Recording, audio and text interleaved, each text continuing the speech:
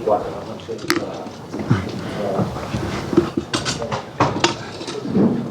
Molto.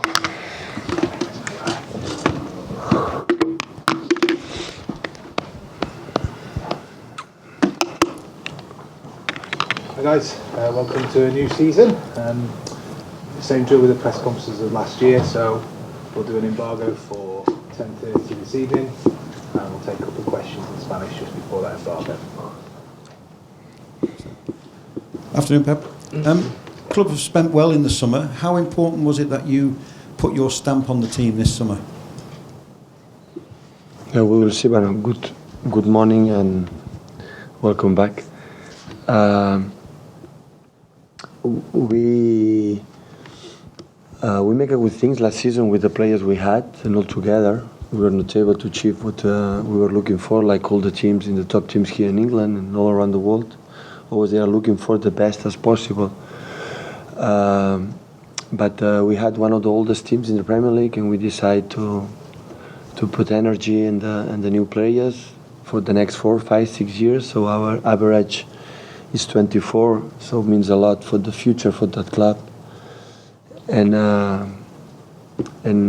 not just us, of course, we spend, of course, but all the teams spend, the other teams except maybe Tottenham, the others spend. And the market, we will see what happened until the 21st of August. So, but we needed to do that because it was 4 or 5 players with the end of the contract, and we tried to make younger squad, depth squad. We did it earlier, so that we were lucky right now, because now it will be so more expensive what happened in the last weeks. So that's why the club was clever to do that, because we anticipate what we need the last season, and we try to do our best to, not just for that season, of course, for the tomorrow game, for the future, and especially in the next years. Brighton come tomorrow, a newly promoted club. Does that offer a different challenge than maybe one that you might have known? But from my experience like a manager in 8, 9 years, like a manager is always in the beginning of the season, the teams who comes new ones for the Premier League, they are the toughest ones. And we spoke and I saw last season, so how tough is that league? It doesn't matter, it's the top teams and the low teams. Every game is a battle. And especially in the teams, they arrive in the first 4, 5, 6 games. It's always, they are so complicated, especially away. So, of course, it will not be easy, but we travel to win the game. Pep, many people believe that your side are favourites to win the title. Given the fact that your rivals have also strengthened in the summer, how big a challenge are you expecting this season? Last season was 2, and we finished 15 points behind. Last season, in my first press conference, we were the favourites, so nothing changed. Are you more confident? I was confident last season too. In terms of the Premier League, it's 25 years of the Premier League. Having watched it as a bystander and now having experienced a season in the league, what are your best memories of the Premier League? But what is fascinating, the Premier League, to watch it is the most followed in all around the world. So in terms in economics, in terms in business, it's the best by far. On the pitch, the Spanish league is the best by far. What happened in the last 5, 6, 7 years in Champions League, in Europa League, in the Super Cup, always the Spanish teams win. We'll try all together here in the Premier League to close that gap against the Spanish teams and to be closer in the future. So, but in 25 years passed a lot of times, so period from United, Chelsea, but of course, Agüero moment is the most significant moment from the Premier League in the last 25 years old. Pep, you mentioned the recent deals with Neymar, presumably Mbappe, we think, and the prices. What do you think about that, first of all, as a manager of an elite club? And secondly, what difference do you think that will make to clubs like yours when you're trying to buy the last couple of players that you need to finish before 31st of August?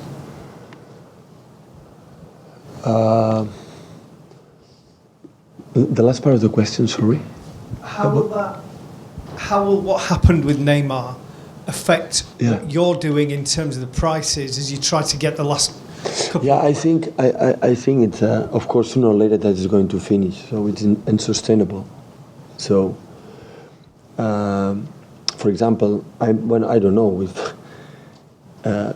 hopefully next season I'll be here, and we are not going to spend how we spent that season. I assure you that, because by that season we finished contract 5-6 players. The last 6-7 years, Manchester City never bought fullbacks. We didn't have fullbacks, and you have to buy fullbacks. And we buy 3, and the market is so demanding right now for all the teams around the world, not just for Manchester City. So I think it started a little bit when Madrid started with Cristiano with 96, and after Bale with 100. So make that gap. Everything went more expensive. Now with Neymar make the other point. So, but it's going to finish. So it's unsustainable that, and of course, next season, so for the next 3-4 years, Manchester City is going to buy 1, 2, maybe 3 players, but not going to buy what happened that season. But we needed to do that because it was one of the oldest teams in Europe, not just in the Premier League, and you had to change it. And if we are not able with that players to define, we have to find another solution. But not is no solution is changing player every season. That's not. That group of the players we're going to see that season is going to stay for a long time here in Manchester City. Going to change maybe one important player. It depends of we're going to sell. But most of the players, with the strikers we have, with Sergio, with Rush, with Leroy, with Gabriel, with Bernardo Silva, all of them, they're so young, and they're going to stay for the future. It's the same for the midfield players, except maybe holding midfielders. The fullbacks are young, with Mendy, with Kyle, with Danilo. All of them, they have 26, 22, 23. So John Stones is young. So all of them is. So that is going to happen in next season. So, but the market is what it is. So now it's like this, but sooner or later it's going to finish. Pep, in the past you've said that you felt far greater pressure when you were at Barcelona. People are saying that you need to win something this season. Are you feeling any more pressure, or are you still... The same pressure I had last season. So we are here for win the games in titles. We don't win the games, maybe will not be anymore, but it was the last season too. But the big fail, now it takes 1 week in football. The second week, the people take a new enthusiasm for the next season, for the next games. So it's never a big problem that. So I am honest on my job. So and I will do my best like a late season. And after the club decides it's not able, we're going to take a solution. But I feel the same pressure I had in Barcelona when we arrived in the last season. So when the people said in the first press conference, the second one, we are the favorites. So the people say that, we have to deal with that, we have to handle of that. And we're going to see at the end of the season what happened, knowing how difficult it is. So every game is complicated. I realized last season, and that is going to happen this season too. Hi Pep. Are Mendy and Gundogan going to be fit for the start of the season? And no. If not, when do you expect them to be available? I think soon, but not for this game. Take the questions in Spanish, please. For Pablo.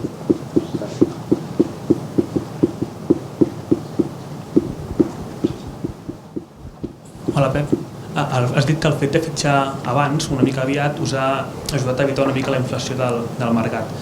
Tot i així, per què creus que s'està produint aquesta inflació tan bèstia? No, els fitxatges, no diem que no fitxar car, però serien més cars, això segur. Doncs perquè quan i més en la Lliga Anglesa, és a dir, tu vas a fitxar i només per la Lliga Anglesa són 10 milions de pounds més, mínim. Són només perquè som anglesos, on vas. I quan un és capaç de pagar aquestes quantitats, doncs els altres ho demanen. En el dret de demanar està el dret de fitxar. I aquí doncs i estem encara, queden, em sembla, més 17-20 dies fins al final del mercat. Hi haurà moltes coses, moltes. So why do you think this inflation in the transfer market exists, and you mentioned before that you avoid a little bit that because you sign players earlier. Well, the fact that we sign earlier help us to avoid those signing that expensive like now. But here it's very difficult in the Premier League, especially for our clubs, because we go away to sign, and it's always going to be more expensive. The other teams are going to ask you for more money for the transfer, because if we are capable to spend that money, other clubs, of course, they are going to ask for those quantities. But there's still 20 days left in the summer transfer window, and I'm sure there's going to be more transfers still. Hola, mister, por aquí. Uno estaba acostumbrado antes a que en el fútbol español, y quisiera sobre todo el Real Madrid, estos fichajes millonarios.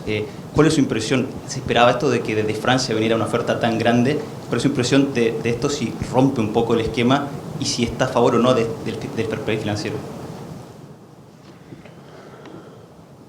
Sí, hace poco en España los 10 fichajes más caros los tenía España. No hace mucho de esto. El PSG ha hecho un gran fichaje con mucha cantidad, pero estos fichajes al final, yo lo vi con Dani Alves en el Barcelona, lo viví. Dani Alves lo viví. Cuando pagaron hace ya más de 10 años 37,5 millones de euros, todo el mundo se pusieron las manos a la cabeza. Y los 37,5 ahora son los 50 millones de euros de Kyle Walker, de Mendy, de todos estos.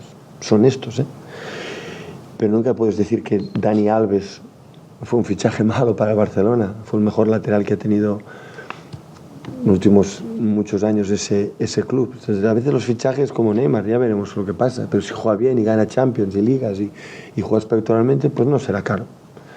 Todo dependerá de esto. Hay jugadores, fichajes más baratos que no juegan nunca, pues eso a veces son más caros. Nunca se sabe. Yo creo que hay como 3-4 jugadores que nunca son caros, porque lo que genera a nivel de muchas cosas te lo da. Cristiano no fue caro para el Real Madrid, no lo fue. Pero el Paris Saint-Germain no ahora, desde que llegaron desde Qatar han invertido mucho, han fichado siempre muy buenos jugadores con mucho dinero, y aquí equipos en la Premier, de que hay muchos, no solo en Manchester City, donde el Chelsea en su momento, cuando vino Roman Abramovich con Jose, con aquí el City, cuando llegaron los de la gente Sheikh Mansour, Sheikh Khaldun, también invirtieron. Es decir, hay 6-7 equipos que tienen posibilidades y lo hacen, pero no solo aquí en la Premier. En España, el Barcelona y el Madrid pues siempre han gastado también dinero. What do you think about what PSG did in terms of transfer this summer, considering they have spent so much money in one player like Neymar? Well, a few years ago, Spain used to have the list of most expensive signings. Now PSG has made a great signing with Neymar. But this is all relative because, for example, I remember in my times in Barcelona when we signed Dani Alves 10 years ago, Barcelona paid 37 million euros for him. Everyone think it was crazy, and though that amount of money is now equivalent at 50-55 million that they pay now, but you can never say, because you can't say Alves wasn't a bad signing, because probably it was one of the best fullbacks in Barcelona history. So I would say that the signings depend on the performance. You never know that's going to happen. There's 3, 4, 5 players in the world that they are going to never be expensive because they give you a lot, not only on the pitch, but also outside the pitch. And now it's PSG that have invested a lot, but there's also teams here in the Premier League like Chelsea, Manchester City. They've been doing that for years, and they are capable to spend that amount of money. So we will see. Okay, guys, from the embargo, please, for 10:30 this evening.